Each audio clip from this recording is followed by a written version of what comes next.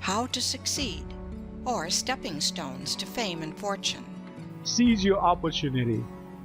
It is estimated that 5 out of every 7 of the millionaire manufacturers began by making, with their own hands, the articles on which they made their fortune. One of the greatest hindrances to the advancement and promotion in life is the lack of observation and the disinclination to take pains. A keen, cultivated observation will see a fortune where others see only poverty.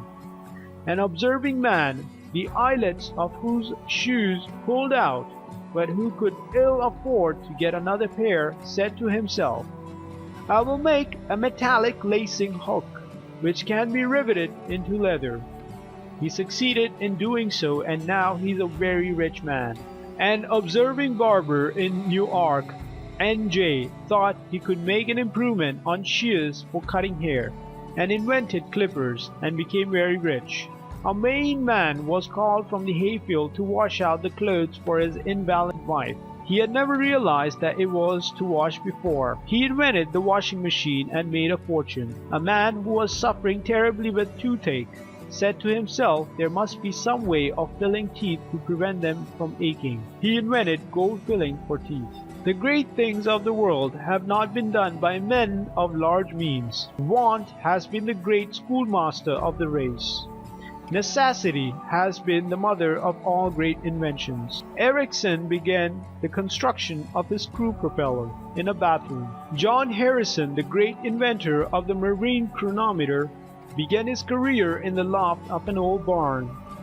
Parts of the first steamboat ever run in America were set up in the vestry of an old church in Philadelphia by Fitch. McCormick began to make his famous reaper in an old grist mill. The first model dry dock was made in an attic. Clark, the founder of Clark University of Worcester, Massachusetts, began his great fortune by making toy wagons in a horse shed. Opportunities. They crowd around us. Forces of nature plead to be used in the service of man. As lightning for ages tried to attract his attention to electricity, which would do his drudgery and leave him to develop the God-given powers within him. There is power lying latent everywhere, waiting for the observant eye to discover it. First, find out what the people need and then supply that want. An invention to make the smoke go the wrong way in a chimney might be a very ingenious thing, but it would be of no use to humanity. The Patent Office at Washington is full of wonderful devices, ingenious mechanisms. Not one in hundreds is of earthly use to the inventor or to the world.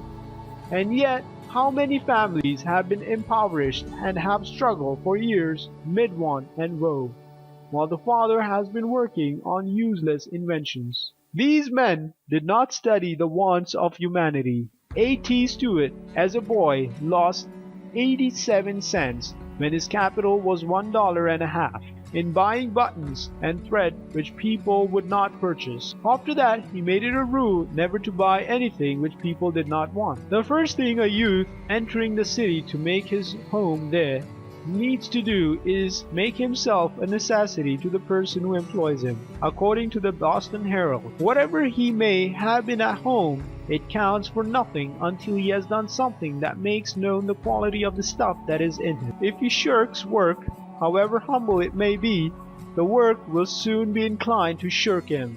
But the youth who comes into a city to make his way in the world and is not afraid of doing his best, whether he's paid for it or not, is not long in finding remunerative employment. The people who seem so indifferent to employing young people from the country are eagerly watching for the newcomers, but they look for qualities of character and service in actual work before they manifest confidence or give recognition. It is the youth who is deserving that wins his way out to the front, and when once he has been tested, his promotion is only a question of time. It is the same with young women. There are seemingly no places for them where they can earn a decent living, but the moment they fill their places worthily, there is enough room for them.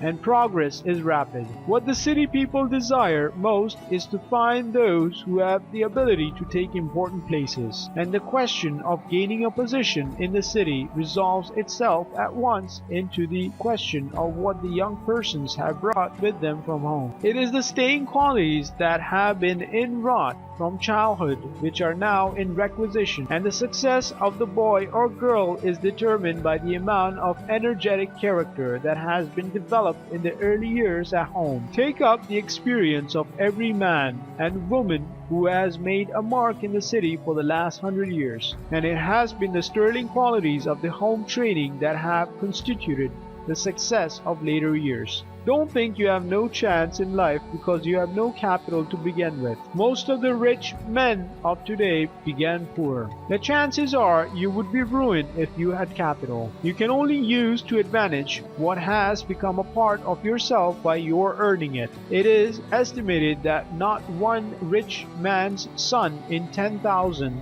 dies rich. God has given every man a capital to start with. They are born rich. He is rich who has good health, a sound body, good muscles. He is rich who has a good head, a good disposition, a good heart. He is rich who has 2 good hands, with 5 chances on each. Equipped? Every man is equipped as only God could equip him. What a fortune he possesses in the marvelous mechanism of his body and mind. It is individual effort that has accomplished everything worth accomplishing in this world. Money to start with is only a crutch, which, if any misfortune knocks it from under you, would only make your fall all the more certain.